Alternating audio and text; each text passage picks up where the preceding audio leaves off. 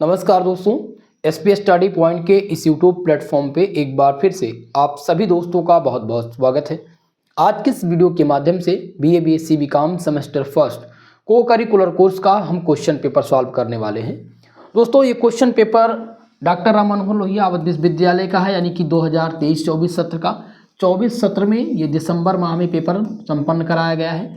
तो आप सबके एग्ज़ाम के लिए बहुत ही इंपॉर्टेंट रहेगा ये क्वेश्चन पेपर, क्योंकि इस क्वेश्चन पेपर से आपके एग्ज़ाम में लगभग 85% क्वेश्चन रिपीट होंगे। ठीक है, तो इससे पॉइंट ऑफ व्यू से आप सबके लिए बहुत ही मोस्ट इम्पॉर्टेंट है आज की ये क्लास। कल कानपुर विश्वविद्यालय का पेपर लगा हुआ है, तो उन सभी विद्यार्थियों के लिए ये क्वेश्चन पेपर रामबाण होगा।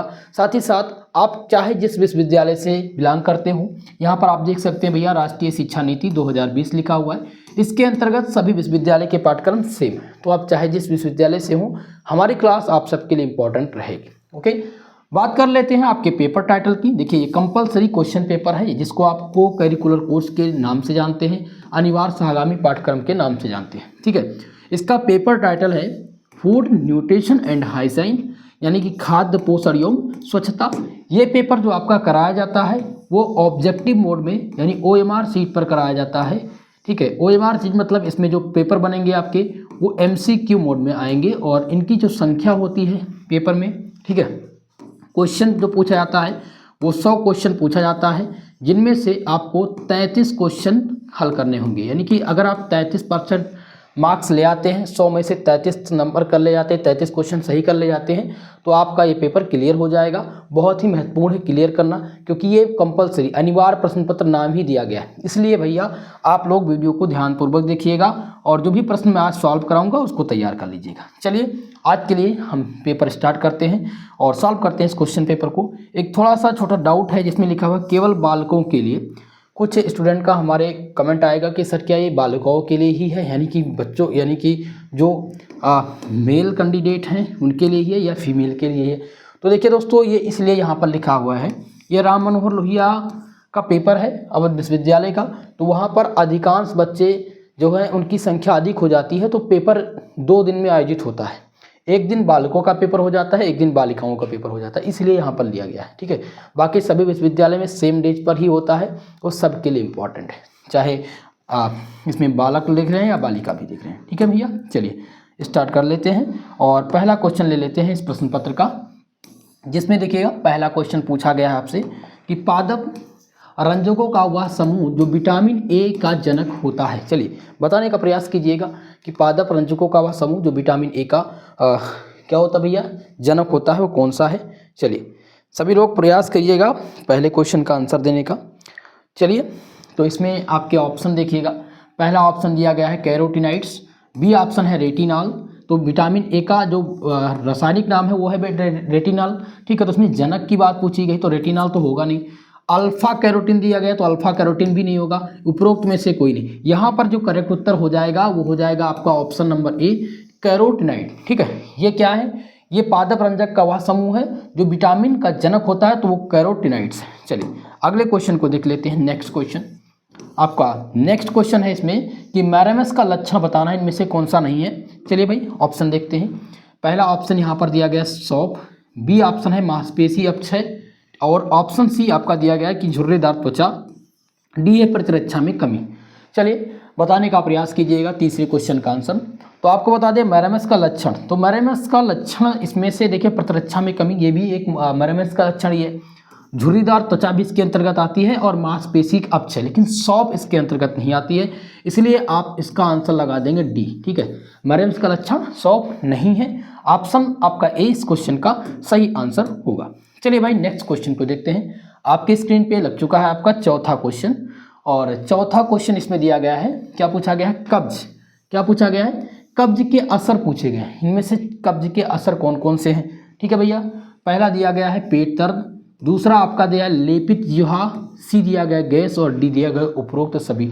तो कब्ज जब होता है तो अक्सर का आपके पेट में दर्द होता है, लेपित जिह्वा भी इसमें होगी, और गैस की समस्या सबसे ज़्यादा बनती है, इसलिए आप कौन सा ऑप्शन लगा देंगे इसमें, उपरोक्त सभी, यानी डी ऑप्शन इस क्वेश्चन का आपका सही आंसर हो जाएगा।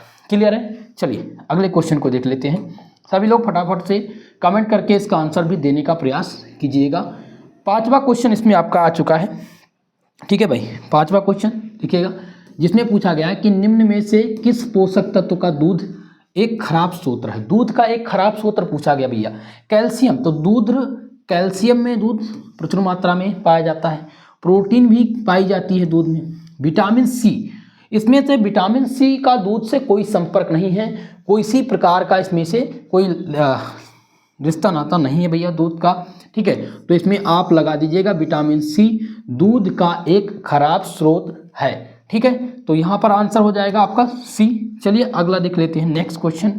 और आपका क्वेश्चन नंबर 6 आ चुका है और छठा क्वेश्चन देखिएगा, जिसमें पूछा गया है आपसे कि मांसपेशी संकुचन हेतु निम्नलिखित में से किस खनिज की आवश्यकता पड़ती है। चलिए बताने का प्रयास कीजिएगा।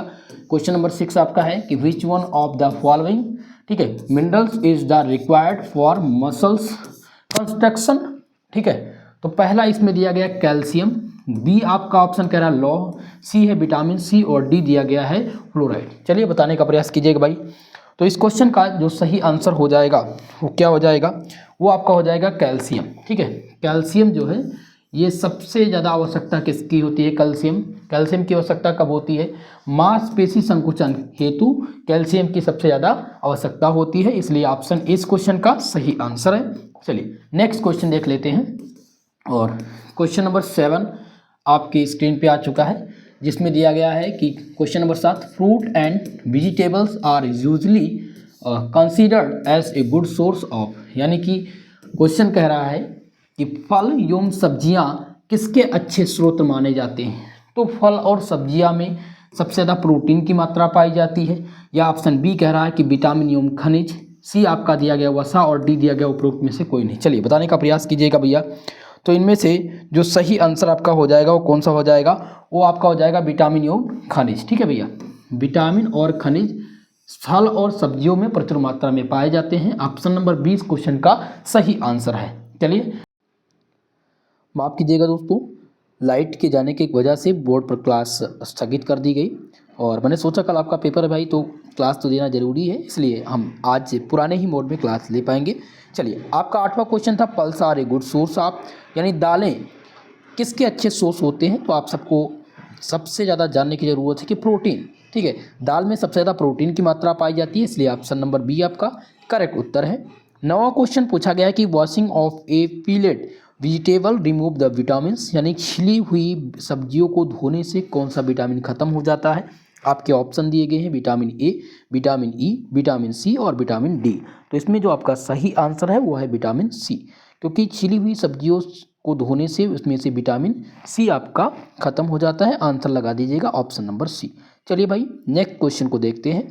आपका 10वां क्वेश्चन है which of the following food constitutes is not a digest but it is simple importance for us। इसमें से किस भोज्य तत्व का पाचन नहीं हो पाता है फिर भी वो हमारे लिए आवश्यक है। तो भैया इसमें से फाइबर जो होते हैं, ठीक है, रेसे, वो हमारे पेट में बहुत कम मात्रा में इनका पचन होता है, और लेकिन ये महत्वपूर्ण भी है हमारे शरीर के लिए, इसलिए आंसर सी आपका सही उत्तर है। नेक्स्ट क्वेश्चन देखेंगे, 11 नंबर क्वेश्चन है कि breast milk has the almost no amount of, यानी कि माता के दूध में किसकी मात्रा ना के बराबर होती है। तो माता के दूध में पोटेशियम पाया जाता है, आयरन पाया जाता है और मैग्नीशियम, इसमें फ्लोरीन की मात्रा नहीं पाई जाती है। ऑप्शन सी इसमें आपका सही आंसर होगा। चलिए भाई 12 नंबर प्रश्न आपके स्क्रीन पे है और इसमें पूछा गया deficiency of vitamin A in the diet case diseases, vitamin A की कमी से होने वाला कौन सा रोग है। तो विटामिन ए की कमी से जो रोग है दोस्तों वो रतौंधी है, जीरोफ्लेमिया भी है और कैरेटोमलेशिया भी है। ये तीनों आँख के रोग हैं, तो इसलिए उपरोक्त सभी आप लगा दीजिएगा सही आंसर। चलिए अगले क्वेश्चन को देख लेते हैं और 13 नंबर क्वेश्चन यहाँ पर आया हुआ है rich source of iron is, यानी लौह का अच्छा सोर्स इसमें से कौन सा है। तो लौह का जो अच्छा सोर्स है उसमें सबसे ज़्यादा आपको देखना होगा वो पालक, ठीक है, पालक में अधिक मात्रा में लौह तत्व पाए जाते हैं, इसलिए आप लगा दीजिएगा भाई answer number A correct Uttar. Next question देख लेते हैं 14 नंबर क्वेश्चन, जिसमें पूछा गया है कि carbohydrates fats and proteins are example of, यानी कार्बोहाइड्रेट वसा एवं प्रोटीन किसके उदाहरण हैं। आपके ऑप्शन दिए गए हैं सूक्ष्म पोषक तत्व, बी आपका ऑप्शन कह रहा है कि बृहद पोषक तत्व, सी है न्यूटास्टिकल और डी दिया गया उपरोक्त में से कोई नहीं। तो इनमें से जो सही उत्तर हो जाएगा वो हो जाएगा आपका माइक्रोन्यूट्रिएंट्स यानी बृहद पोषक तत्व। ठीक है, तो आंसर बी आपका इसमें करेक्ट उत्तर है। चलिए अगले क्वेश्चन को देखते हैं। नेक्स्ट क्वेश्चन है कि लौह बनने में महत्वपूर्ण आयरन इंपॉर्टेंस इन मेकिंग। तो आयरन सबसे ज़्यादा महत्वपूर्ण भूमिका निभाता है किसमें? पहला दिया गया आरबीसी यानी रक्त कणिकाएं, बी है ऊर्जा, सी है एंटीबॉडी और डी दिया गया उपयुक्त में से कोई नहीं। तो करेक्ट उत्तर आपका हो जाएगा भैया आरबीसी। लौह रक्त कणिका बनाने में सबसे महत्वपूर्ण भूमिका निभाता है, इसलिए 15वें क्वेश्चन का जो सही आंसर होगा वो हो जाएगा ऑप्शन नंबर ए। चलिए नेक्स्ट क्वेश्चन की तरफ। आपका 16 नंबर क्वेश्चन है कि एक बृहद पोषक तत्व नहीं है। क्रोमियम, प्रोटीन, कार्बोहाइड्रेट और वसा। तो भाई इसमें से प्रोटीन, कार्बोहाइड्रेट और फैट ये तीनों बृहद पोषक तत्व हैं, लेकिन इनमें से क्रोमियम दिया गया है, ये बृहद पोषक तत्व के अंतर्गत नहीं आता, ये पोषक तत्व नहीं है। ठीक है, तो ऑप्शन ए इसमें से आपका सही आंसर है। चलिए भाई नेक्स्ट क्वेश्चन आ चुका है 17 नंबर क्वेश्चन। ठीक है, और क्वेश्चन नंबर 17 में देखिएगा पूछा गया है चुकंदर एवं पालक के रस के उपचार में सहायक है। तो चुकंदर पहला ऑप्शन दिया गया है कि भाई रक्त अल्पता यानी कि एनीमिया जब आपको हो जाती है, या फिर जीरोफ्लेमिया हो जाती है, या नाइट ब्लाइंडनेस यानी कि रतौंधी, या नन ऑफ दीज।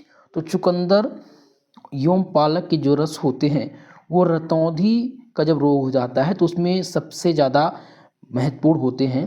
ठीक है, तो आंसर सी लगा दीजिएगा करेक्ट उत्तर। अगला देखेंगे 18 नंबर क्वेश्चन, और इसमें पूछा गया भैया कि उच्च रक्तचाप के मरीज यानी कि जो हाई ब्लड प्रेशर के मरीज हैं, ठीक है, उनको आहार की प्रस्तुति दी जाती है, यानी कि उनको कौन सा आहार दिया जाता है? कम कार्बोहाइड्रेट वाला, या डैश, या अधिक सोडियम वाली, या उपयुक्त में से कोई नहीं। तो इसमें से जो सही उत्तर हो जाएगा वो हो जाएगा लो कार्बोहाइड्रेट। लो कार्बोहाइड्रेट वाली जो है आहार दी जाती है। आंसर ए इसका सही उत्तर था। चलिए भाई 19 नंबर क्वेश्चन देखिएगा। क्वेश्चन नंबर 19 है कि किसकी कमी से रिकेट्स होने का प्रमुख कारण है। तो रिकेट्स जो होता है वो किसकी वजह से होता है? तो विटामिन डी। ठीक है, विटामिन डी जब कम मात्रा में मिलता है तो रिकेट्स की संभावना हो जाती है। आपका आंसर सी इसमें से करेक्ट उत्तर होगा। 20 नंबर क्वेश्चन है कि कोले कैल्सीफेरॉल विटामिन का रासायनिक नाम है। किस विटामिन का? तो विटामिन डी का कैल्सीफेरॉल इसमें रासायनिक नाम है। तो आंसर आपका हो जाएगा ऑप्शन नंबर सी यानी विटामिन। 21 नंबर क्वेश्चन है कि फैट सॉल्युबल विटामिन इज यानी वसा में घुलनशील विटामिन में से आपको बताने की कौन कौन सी है। आपके ऑप्शन है vitamin B, vitamin A, vitamin C और ऑप्शन दिया गया है विटामिन डी दिया गया, उपयुक्त में से कोई नहीं। तो वसा में घुलनशील जो विटामिन है वो इनमें से आपका कौन सा हो जाएगा? जल्दी से बताने का प्रयास कीजिएगा। तो विटामिन ए जो है ये वसा में घुलनशील विटामिन है। बाकी जल में घुलनशील जो विटामिन है वो विटामिन बी और विटामिन सी। ठीक है, विटामिन बी और सी ये जल में घुलनशील है। विटामिन ए, डी, ई और के ये किस में घुलनशील हैं? ये वसा में घुलनशील विटामिन है। तो वसा में पूछा गया था तो इसमें से ऑप्शन नंबर बी आपका सही आंसर हो जाएगा। चलिए अगले क्वेश्चन की ओर। क्वेश्चन नंबर 22 है कैल्शियम में सहायक है। Calcium help in formation of. तो कैल्शियम मजबूत हड्डी एवं दांत के लिए जाना जाता है। ठीक है, तो इसमें से आप आंसर कौन सा लगा देंगे? Option number a strong bone and teeth. Calcium help in formation of strong bone and teeth. Answer आपका हो जाएगा ऑप्शन नंबर ए। चलिए नेक्स्ट क्वेश्चन को देखते हैं। क्वेश्चन नंबर 23 जिसमें दिया गया कि खूनी मसूड़े की कमी के लक्षण, जो दांत से मसूड़ों में खून आता है, ठीक है, वो किसकी कमी से होता है? तो जब विटामिन सी की कमी हो जाती है तब ये लक्षण आपको देखने को मिलता है। तो यहाँ पर आपका जो आंसर हो जाएगा ऑप्शन नंबर ए हो जाएगा। चलिए भाई अगले क्वेश्चन को देखते हैं। बहुत ही आसान सा क्वेश्चन आया हुआ था। Beri diseases is caused by deficiency of. ठीक है, बेरी जो नामक रोग होता है वो किसकी कमी से होता है? तो आप सबको पता है भाई ये विटामिन बी की कमी से होता है या B1 की कमी से होता है। तो विटामिन B1 कमी से बेरी नामक रोग होता है। इसलिए 24 नंबर प्रश्न का जो सही आंसर हो जाएगा वो हो जाएगा ऑप्शन नंबर सी। चलिए अगले क्वेश्चन को देखते हैं। क्वेश्चन नंबर 25 है rich source of vitamin E is. Vitamin E का उच्चतम स्रोत पूछा गया है, इनमें से कौन सा है? देखिएगा ऑप्शन आपके दिए गए हैं यहाँ पर। संपूर्ण अनाज, बी है वनस्पतिक तेल, सी ऑप्शन कह रहा है मेवे और उपरोक्त सभी। तो आप सही आंसर लगा देंगे उपरोक्त सभी। ये सभी विटामिन ई के सर्वोत्तम स्रोत हैं। ठीक है, चलिए 26 नंबर क्वेश्चन जिसमें पूछा गया था कि खून जमने के लिए किसकी आवश्यकता होती है। तो जब विटामिन के, ठीक है, विटामिन के की जरूरत होती है खून का थक्का जमने में। ठीक है, ऑप्शन ए इसमें कौन सा आपका हो जाएगा, ऑप्शन ए 26 नंबर प्रश्न का सही उत्तर हो जाएगा। 27 नंबर क्वेश्चन है जिसमें पूछा गया है कि कैल्शियम एवं फास्फोरस के उपयोग एवं संचय हेतु किसकी आवश्यकता पड़ती है। आपके ऑप्शन दिए गए हैं, ए कह रहा है विटामिन ए, विटामिन बी और विटामिन डी। ठीक है, तो दोस्तों आपको बता दें विटामिन डी की आवश्यकता इसमें होती है, यानी कैल्शियम एवं फास्फोरस के उपयोग एवं संचय हेतु विटामिन डी की आवश्यकता होती है। 27 नंबर प्रश्न का जो सही उत्तर हो जाएगा वो हो जाएगा ऑप्शन नंबर आपका डी। चलिए अगले क्वेश्चन को देखते हैं। 28 नंबर क्वेश्चन आपकी स्क्रीन पे है जिसमें पूछा गया है कि about half of the diet should be made up of, यानी आहार का आधा भाग किसका बना होना चाहिए। तो हमारे आहार का जो आधा भाग होना चाहिए वो अनाज एवं सब्जियों का होना चाहिए। इसमें सही आंसर हो जाएगा ऑप्शन नंबर डी। चलिए अगले क्वेश्चन को देखते हैं। 29 नंबर क्वेश्चन है कि according to pyramid food guidance system a person should obtain most of their fat from, यानी पिरामिड खाद्य मार्गदर्शक प्रणाली के अनुसार एक व्यक्ति को अपने वसा की अधिकतम मात्रा प्राप्त करनी चाहिए। तो इसमें से वनस्पतिक तेल, मेवे एवं सब्जियां एवं मछलियां दिया गया भाई। इसमें देखिएगा वनस्पतिक तेल, मेवे एवं मछलियां। ठीक है, और यहाँ पर क्या दिया गया, vegetables, oils, nut and fish. B कह रहा है कि मिल्क और चीज़, बटर, बीफ और चिकन, नन ऑफ दीज। तो इनमें से सही आंसर जो हो जाएगा वनस्पतिक तेल, मेवे एवं सब्जियां और मछलियां। ठीक है, खाद्य पिरामिड खाद्य मार्गदर्शक प्रणाली के अनुसार एक व्यक्ति को अपने वसा की अधिकतम मात्रा जो प्राप्त करनी चाहिए वो वेजिटेबल ऑयल से यानी वनस्पतिक तेल से, नट यानी कि मेवे से और फिश यानी मछली से। ऑप्शन ए इस क्वेश्चन का सही आंसर है भाई। 30 नंबर क्वेश्चन देखिएगा, इसमें पूछा गया था कि this food group is a best source of energy, या खाद्य समूह ऊर्जा का सर्वोत्तम स्रोत पूछा गया है भैया कि इनमें से खाद्य समूह ऊर्जा का सर्वोत्तम स्रोत कौन सा है। आपके ऑप्शन है वसा एवं तेल, ऑप्शन बी कह रहा है कि दाल, अनाज व दालें, सी ऑप्शन दिया गया मांस व समूह, और डी दिया गया है कि दूध एवं पनीर। चलिए बताने का प्रयास कीजिएगा। तो इनमें से सही आंसर जो हो जाएगा खाद्य समूह ऊर्जा का जो सर्वोत्तम स्रोत है वो अनाज एवं दाल है। ऑप्शन नंबर 20 क्वेश्चन का सही आंसर है। चलिए भाई क्वेश्चन नंबर 31 आपके स्क्रीन पे आ चुका होगा और इसमें है कि ब्रेड, अनाज, चावल एवं पास्ता के अच्छे स्रोत हैं। ठीक है, चलिए बताने का प्रयास कीजिएगा। पहला ऑप्शन इसमें है विटामिन सी। तो ब्रेड, अनाज, चावल एवं पास्ता ये विटामिन सी इसमें से नहीं होगा। विटामिन डी दिया गया है, ये भी नहीं है। इसमें कार्बोहाइड्रेट लगाइएगा। कार्बोहाइड्रेट की मात्रा ब्रेड, अनाज, चावल और पास्ता में अधिक पाई जाती है। ऑप्शन नंबर सी इस प्रश्न का करेक्ट उत्तर है। 32 नंबर प्रश्न आपके स्क्रीन पे आ चुका है और इस क्वेश्चन को पढ़ने से पहले मैं आप सबसे निवेदन करना चाहूँगा कि हमारे इस वीडियो को भाई लाइक ज़रूर कर दीजिएगा, और जितने भी छात्र छात्राएं हमारे साथ जुड़ चुके हैं आप सबसे मेरा रिक्वेस्ट है चैनल को सब्सक्राइब कर लीजिएगा और बेल आइकन को प्रेस करना ना भूलिएगा, क्योंकि जब नोटिफिकेशन बेल ऑन नहीं करते हैं तो आपको क्लास का नोटिफिकेशन नहीं पहुँच पाता है। ठीक है भैया, तो उसको ऑन जरूर कर लीजिएगा। चलिए 32 नंबर क्वेश्चन को देख लेते हैं। इसमें है साइट्रस फल के अच्छे स्रोत। साइट्रस फल यानी खट्टे फल इनको कहा जाता है। तो खट्टे फल में सबसे ज़्यादा जो मात्रा पाई जाती है वो विटामिन सी की पाई जाती है। तो यहाँ पर आप लगा दीजिएगा बिना सोचे समझे विटामिन सी। खट्टे फल नींबू हो गया, अमरूद हो गया, ठीक है, संतरा हो गया, टमाटर हो गया, इसमें सब विटामिन सी मिलता है। जितने भी खट्टे पदार्थ हैं इसमें विटामिन सी आपको प्रचुर मात्रा में मिलेगा। आंवला सबसे ज़्यादा प्रचुर मात्रा में विटामिन सी आंवला में मिलती है, जो कि हर जो है मेल या फीमेल को खाना चाहिए। ओके, तो ऑप्शन सी लगा दीजिएगा इसका सही उत्तर। अगले क्वेश्चन की ओर बढ़ते हैं भैया। 33 नंबर क्वेश्चन जिसमें है कि शरीर के संरचनात्मक घटकों को बनाने एवं बनाए रखने के लिए किसकी आवश्यकता होती है। ठीक है, तो शरीर के संरचनात्मक घटक को बनाने एवं बनाए रखने के लिए आवश्यकता किसकी होती है।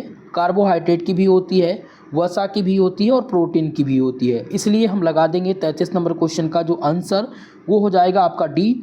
माफ़ कीजिएगा, इनमें से ऑल ऑफ एबव होता तो ऑल ऑफ एबव लगाते, लेकिन यहाँ पर दिया गया उपरोक्त में से कोई नहीं, तो प्रोटीन लगा दीजिएगा। प्रोटीन सबसे ज़्यादा महत्वपूर्ण है शरीर के संरचनात्मक रखरखाव के लिए। ओके, चलिए अगले क्वेश्चन को देख लेते हैं। 34 नंबर क्वेश्चन इसमें आ चुका है कि स्वास्थ्य संयोजी ऊतकों एवं प्रतिरक्षा तंत्र के लिए किसकी आवश्यकता होती है? तो किसकी आवश्यकता होती है भैया? Vitamin C. विटामिन सी की सबसे ज़्यादा आवश्यकता होती है। ऑप्शन नंबर 20 क्वेश्चन का सही आंसर है। 35 नंबर क्वेश्चन देखिएगा, जिसमें था कि जन्मदोष स्पाइना बाइफिडा की रोकथाम के लिए किस विटामिन की आवश्यकता होती है?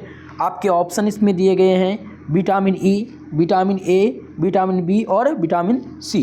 तो सबसे ज़्यादा आवश्यकता किसकी होती है? विटामिन बी की होती है। आपका सही आंसर हो जाएगा ऑप्शन नंबर सी। अगले क्वेश्चन को देखते हैं 36 नंबर, और इसमें पूछा गया था कि स्वस्थ त्वचा हार्मोन्स एवं कोशिका झिल्ली के निर्माण में किसकी आवश्यकता होती है? तो आवश्यकता किसकी होती है? फैट की होती है मेरे भाई। इसमें सही आंसर लगा दीजिएगा ऑप्शन नंबर ए। चलिए अगला क्वेश्चन देखिएगा 37 नंबर क्वेश्चन, और इसमें आ चुका है क्वेश्चन क्या कह रहा है कि अपहासित रोग अधिकतर निम्न में संबंध होते हैं। तो ये संबंधित होते हैं अनुवांशिकी से। किससे होते हैं? अनुवांशिकी से या फिर संपूर्ण जीवनचर्या से।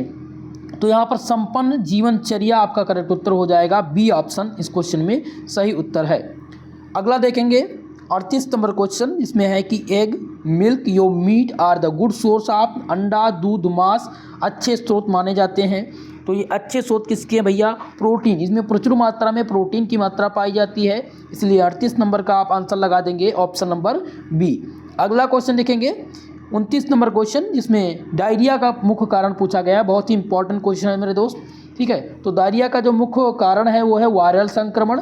वायरल इन्फेक्शन की वजह से डायरिया फैलता है, तो आंसर लगा दीजिएगा ऑप्शन नंबर ए। चलिए अगला क्वेश्चन देख लेते हैं 40 नंबर क्वेश्चन, जिसमें है तीव्र या अस्थायी अतिसार की संभावना जटिलता है, ठीक है। तीव्र या अस्थायी अतिसार की जो संभावित है वो जटिलता है डिहाइड्रेशन की समस्या या उच्च रक्तचाप या उच्च रक्त शर्करा। तो करेक्ट उत्तर इनमें से क्या लगाएंगे? आप जल्दी से बताने का प्रयास कीजिएगा। तो डिहाइड्रेशन लगाएंगे, ऑप्शन ए करेक्ट उत्तर है इस प्रश्न का आंसर। चलिए भाई 41 नंबर क्वेश्चन, जिसमें है कि अतिसार का सामान्य उपचार बताना भैया।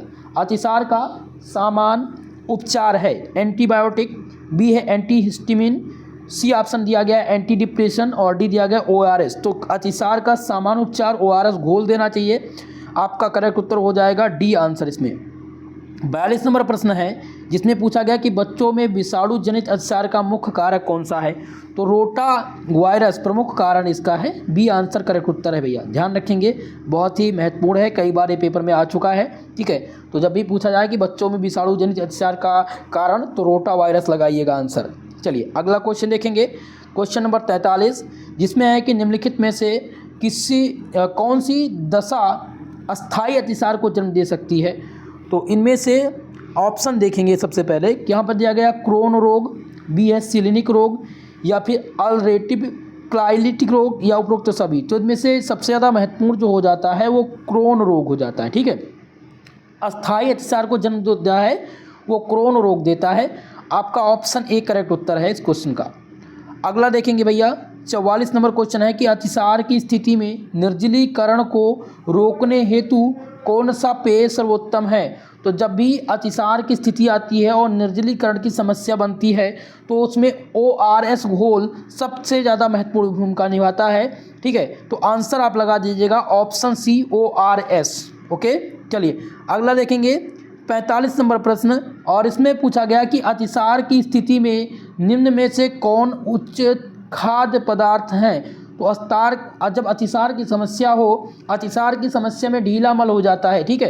तो इस समस्या में केला का प्रयोग करते हैं लोग, चावल और दही का प्रयोग करते हैं। तो सही आंसर इसमें कौन सा हो जाएगा? उपरोक्त सभी लगा दीजिएगा करेक्ट उत्तर। ओके, चलिए अगले क्वेश्चन को देखते हैं भाई, और इसमें 46 नंबर कब्ज के लक्षण पूछे गए हैं।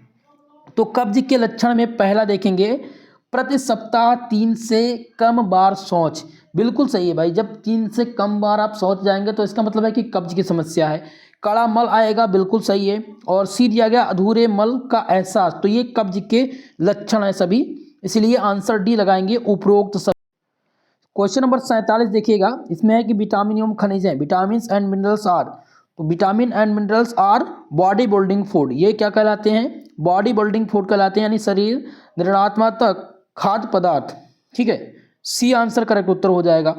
अगला देखेंगे 48 नंबर क्वेश्चन, जिसमें है कि percentage of water in our bodies, हमारे शरीर में जल का प्रतिशत कितना है, तो हमारे शरीर में लगभग 70% जल की मात्रा होती है, तो आंसर हो जाएगा आपका करेक्ट इसमें बी ऑप्शन। देखेंगे नेक्स्ट क्वेश्चन को भाई, नेक्स्ट क्वेश्चन इसमें क्या दिया गया है आपका 49 नंबर क्वेश्चन, जिसमें है कि कब्ज के रोकथाम में सहायक है। पहला ऑप्शन है पर्याप्त पानी पीना, बी दिया गया रेशे युक्त आहार का सेवन, जब आप रेशे युक्त यानी फाइबर युक्त भोजन लेंगे और पर्याप्त पानी पीएंगे तो कब्ज की रोकथाम में सहायता करता है, इसलिए आंसर आप लगा देंगे इस क्वेश्चन का सी, यानी ए और बी दोनों सही ऑप्शन हैं। चलिए भाई 50 नंबर प्रश्न आ चुका है स्क्रीन पे, और 50 नंबर क्वेश्चन कह रहा है कि वह दशा जिसमें शरीर में वसा इकट्ठी होकर नुकसानदायी प्रभाव डालती है। ठीक है, पहला ऑप्शन दिया गया है कि मोटापा, हृदयघात, मधुमेह या उपरोक्त में से कोई नहीं। चलिए जल्दी से बताने का प्रयास कीजिएगा। तो इनमें से आपका जो सही आंसर हो जाएगा वो कौन सा हो जाएगा, वो हो जाएगा मोटापा। ठीक है, मोटापा की स्थिति में आपके शरीर में वसा इकट्ठा हो जाती है और यही प्रभाव डालती है, जिसको मोटापा का टर्म कहते हैं। ऑप्शन ए करेक्ट उत्तर आपका है। नेक्स्ट देखेंगे 51 नंबर क्वेश्चन, और मोस्ट इंपॉर्टेंट है दोस्तों, ये आपके एग्जाम में बता दे 2021 सत्र से लगातार अभी तक यानी 25 सत्र तक रिपीट हो चुका है। तो मोटापा युक्त व्यक्ति का जो बॉडी मास इंडेक्स होता है वो पूछा गया कितना होता है, तो इसका जो बॉडी मास इंडेक्स होता है वो होता है 18.5 से लेकर के 24.9 के आसपास। ठीक है, तो यहाँ पर बी आंसर आपका सही उत्तर होगा, और मोस्ट इंपॉर्टेंट है BBIP है, इसको ध्यान दीजिएगा, ये एग्जाम में पेपर में मिलेगा प्रश्न। चलिए भाई अगला देखते हैं, 52 नंबर प्रश्न है कि मोटापा का कारण क्या है। पहला है कि जो निष्क्रिय जीवन आपका जीवनचर्या है, ठीक है, इसके वजह से, या फिर अस्वास्थ्यकर आहार लेना, कम सोना, तो ये सभी एक कारण हो सकते हैं मोटापा के, इसलिए आंसर डी लगा दीजिएगा, उपयुक्त सभी। अगला देखेंगे 53 नंबर क्वेश्चन है कि व्यक्ति के रक्तचाप को उच्च कहा जाता है यदि उसका प्रकुचन दाब 130 mmHg से ज़्यादा है तो। ठीक है, तो आंसर कौन सा हो जाएगा, आपका ए हो जाएगा। 130 से अगर जब ज़्यादा हो जाएगा तो व्यक्ति के रक्तचाप को उच्च रक्तचाप कहा जाएगा। आपका आंसर ए करेक्ट उत्तर इसमें है। नेक्स्ट क्वेश्चन देखेंगे भैया 54 नंबर क्वेश्चन, जिसमें है व्हाट इज द हाइपरटेंशन, उच्च रक्तचाप क्या है। तो उच्च रक्तचाप आपको बताना है। तो दोस्तों ज़्यादा रुधिर चाप जब हो जाता है, हाई ब्लड प्रेशर हो जाता है, तो उसको उच्च रक्तचाप कहते हैं। ठीक है, तो यहाँ पर करेक्ट उत्तर कौन सा हो जाएगा, ऑप्शन नंबर 20 में से करेक्ट उत्तर आपके है।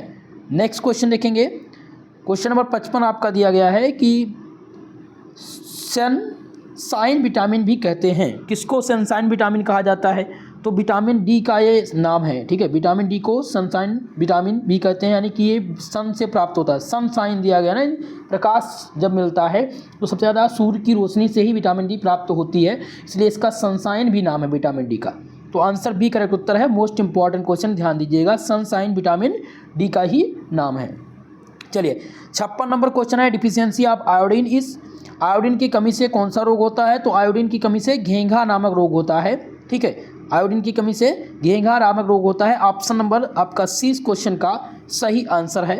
57 नंबर क्वेश्चन है कब्ज में किसकी मात्रा लेने की सलाह दी जाती है, तो कब्ज की जब समस्या हो जाती है तब रेसे सबसे ज़्यादा लेने की बात, यानी कि आपको फाइबर युक्त भोजन लेने के लिए डॉक्टर बताता है। आंसर आपका हो जाएगा सी करेक्ट उत्तर। चलिए अगला क्वेश्चन देखते हैं, 58 नंबर क्वेश्चन है कम सोडियम युक्त आहार दिया जाता है। तो जब भी आपको अल्सर की समस्या होती है, ठीक है, पेप्टिक अल्सर की समस्या होती है, तो कम सोडियम युक्त आहार दिया जाता है, बिल्कुल नहीं। यहाँ पर आपका ये आंसर नहीं होगा, पेचिस में भी नहीं दिया जाता है। ये उच्च, जब आपको उच्च रक्तचाप की समस्या होती है तो कम सोडियम युक्त आहार दिया जाता है। ठीक है, हाई ब्लड प्रेशर में क्या होता है भैया कि यहाँ पर आपको नमक कम दिया जाता है, लेकिन जब आपका लो ब्लड प्रेशर होता है तो आपको सोडियम युक्त आहार ज़्यादा दिया जाता है। ठीक है, तो आंसर सी करेक्ट उत्तर हो जाएगा। नेक्स्ट देखेंगे 59 नंबर क्वेश्चन, जिसमें है कि जिंक का कार्य पूछा गया है। जिंक का कार्य क्या है? ऑप्शन ए दिया गया प्रतिरक्षा तंत्र को मजबूत बनाना, बिल्कुल सही है भाई। बी ऑप्शन है स्वाद एवं गंध में सहायता, तो ये जिंक करता है। सी है उपचयनात्मक तनाव को कम करता है, सही है। तो ये तीनों ऑप्शन आपके सही है, उपरोक्त तो सभी लगाएंगे, ऑप्शन डी करेक्ट उत्तर इसका। चलिए क्वेश्चन नंबर 60 आ चुका है, मधुमेह का लक्षण आपको बताना है। चलिए भाई बताने का प्रयास कीजिएगा। मधुमेह का इनमें से कौन सा लक्षण है? ऑप्शन ए थकान एवं सुस्ती, बी है घाव देर से भरना, और सी है कि सूखी जो खुजलाहटदार त्वचा है। तो ये मधुमेह का कारण दिखाती है, ऑप्शन डी लगा दीजिएगा, उपरोक्त सभी करेक्ट उत्तर। 61 नंबर क्वेश्चन है, मधुमेह क्या है? चलिए बताने का प्रयास कीजिएगा भाई, मधुमेह क्या है? पहला ऑप्शन कह रहा है कि शरीर में आहार का पाचन ढंग से ना होना, तो ये तो कोई लक्षण है नहीं, ये तो पेचिश का लक्षण या कब्ज का लक्षण कहलाता, तो ये आपका होगा नहीं। बी है शरीर में इंसुलिन का कम उत्पादन या अपर्याप्त उपयोग जिससे रक्त शर्करा का बढ़ जाना, बिल्कुल सही है भैया, यही मधुमेह का कारण है। मधुमेह जो कहलाता है वो यही है कि जब हमारे शरीर में इंसुलिन का उत्पादन कम हो जाता है या अपर्याप्त उपयोग हो जाता है जिससे रक्त शर्करा बढ़ जाती है, तो इसको मधुमेह कहते हैं। ऑप्शन बी आपका करेक्ट उत्तर इसमें है। चलिए अगले क्वेश्चन को देखते हैं। क्वेश्चन नंबर 62 दिया गया है कि भोजन से पूर्व स्वास्थ्य शरीर में रक्त शर्करा की मात्रा होती है। तो जब भोजन से पूर्व की बात कर रहे हैं ना, भोजन से पहले स्वस्थ शरीर में जो रक्त शर्करा की मात्रा होती है वो 80 से 120 के बीच में होती है। आंसर सी लगा दीजिएगा, आपका करेक्ट उत्तर। बहुत बार ये पेपर में आ चुका है, सभी विश्वविद्यालय में रिपीट होने वाले प्रश्न हो चुके हैं। ठीक है, तो इसको ध्यानपूर्वक तैयार करके जाइएगा भाई। क्वेश्चन नंबर 63 है कि निम्नलिखित में से कौन सा मधुमेह के 3 उत्कृष्ट लक्षणों में से एक नहीं है? तो इनमें से देखिएगा, अधिक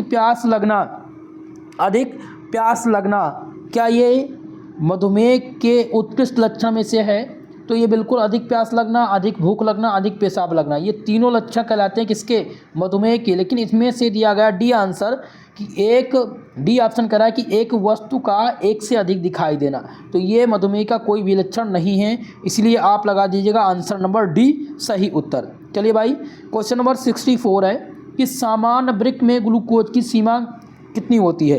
तो सामान्य वृक्क की बात हो, इसमें जो सीमा होती है वृक्क की वो कितनी होती है? तो वो 180 होती है, आंसर लगा दीजिएगा ऑप्शन ए भाई। अगला देखेंगे 65 नंबर क्वेश्चन, और इसमें पूछा गया है कि निम्नलिखित में से कौन आंतों से ग्लूकोज का अवशोषण कम कर देता है? तो जब हमारे आंत में रेशा यानी फाइबर अधिक मात्रा में होता है तो आंतों से ग्लूकोज का अवशोषण कम हो जाता है, आंसर ए लगाएंगे, ऑप्शन ए करेक्ट उत्तर, रेशा। ठीक है भाई, तो आज की इस क्लास में हमने 65 क्वेश्चन को हल कर लिया। प्रयास ये करेंगे कि कल मॉर्निंग 7 बजे मैं आप सबके लिए 100+ MCQ टाइप प्रश्न लेकर के आऊँगा, और वो भी वीडियो आप ज़रूर देख लीजिएगा। सभी से रिक्वेस्ट है, मैं रात 11 बजे तक उसके लिंक शेयर कर दूंगा अपने चैनल पर, आप लोग ज़रूर देख लीजिएगा।